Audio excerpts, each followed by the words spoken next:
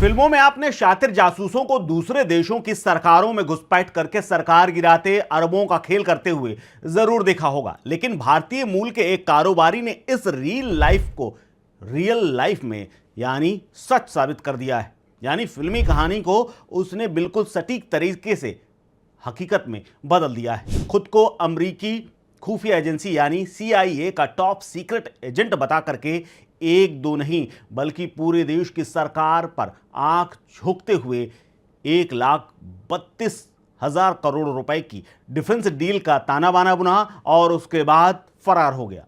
खास बात यह है कि इसने सीधे राष्ट्रपति को चूना लगा दिया है। दरअसल organised crime and corruption reporting project के इस सनसनीखेज खुलासे ने पूरे देश और या यूं कहें कि भारत के समेत कई देशों में हड़कंप मचा दिया है और अमेरिका तक इस पूरे घटनाक्रम से हिला हुआ है। दरअसल राष्ट्रपति को जाल में फंसा करके 425 करोड़ का चूना लगाने की बात सामने आई है। इस इंटरनेशनल महाघोटाले के मास्टरमाइंड का नाम है गौरव श्रीवास्तव। गौरव ने अपनी चिकनी चुपड़ी बातों और फर्जी रसूख के दम पर इंडोनेशिया के पूर्व रक्षा मंत्री और वर्तमान राष्ट्रपति प्रबोवो सुबियांतो के बेडरूम और दफ्तर तक अपनी पहुंच बना ली और उसके बाद सरकार को चूना लगा दिया।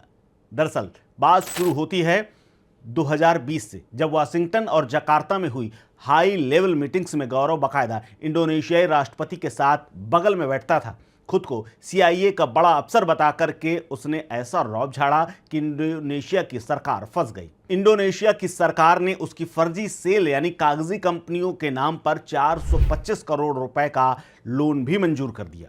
और इसके बाद तो इसने ऐसे ऐसे झूठ और ऐसी ऐसी बातें फेंकी कि पूरी सरकार का सिर घूम गया। इंडोनेशियाई सरकार का भरोसा जीतने के लिए गौरव श्रीवास्तव ने दो ऐसे सफेद झूठ बोले जिसने उसे रातों रात वहां का हीरो बना दिया। पहला झूठ, उसने दावा किया कि साल 2002 में ऐतिहासिक बाली बम धमाकों जिसमें से 200 लोगों से ज्यादा की मौत हुई थी, उसके असली गुनहगार को पकड़वाने में उसी का सबसे बड़ा हाथ था। दूसरा झूठ उसने ये बोला कि उसने राष्ट्रपति प्रबोवो सुबियांतो को यकीन दिलाते हुए ये कह दिया कि अमेरिका इमिग्रेशन की ब्लैक लिस्ट से हटाने के पीछे CIA में बैठे हुए इसी गौरव श्रीवास्तव का हाथ था। यानी वो खुद इतना बड़ा था कि वो इमिग्रेशन तक में दखल दे सकता था। इसके अलावा एक और झूठ पकड़ा गया, वो है कि शेल कंपनियों के जरिए 1,32,000 करोड़ की डिफेंस डील करा दी और जब पूरी सरकार झांसे में आ गई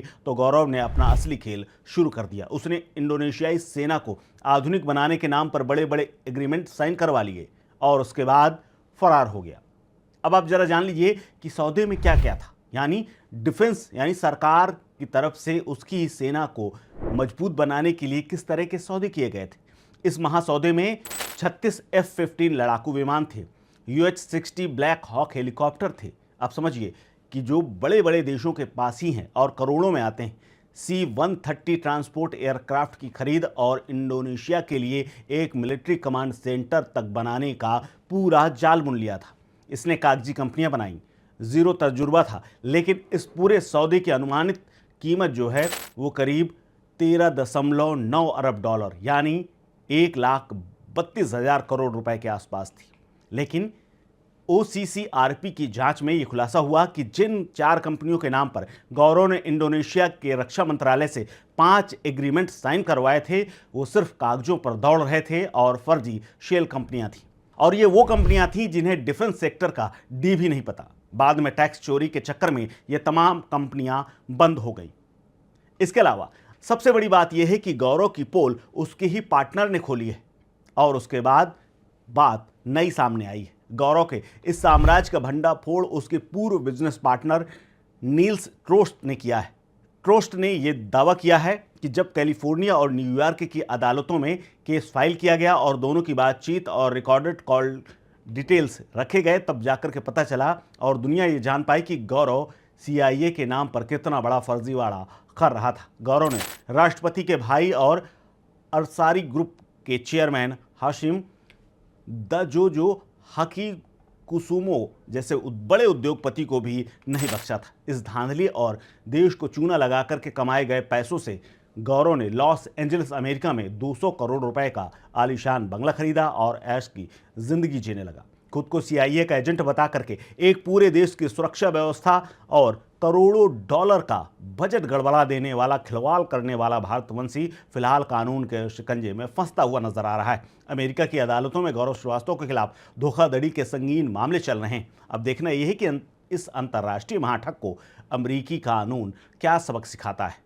हालांकि दावा तो यही है कि धांधली के किए गए पैसों से लॉस एंजलिस में इसने आलीशान बंगला खरीदा था। गौरव ने इंडोनेशिया के साथ अमेरिका की 1,32,000 करोड़ डॉलर की डिफेंस डील की थी और जांच में यह भी पता चला है कि सब कुछ फर्जी था। बाद में टैक्स न जमा करने जैसे एक छोटे से आरोप के बाद कंपनियां बंद करने की बात भी सामने आई।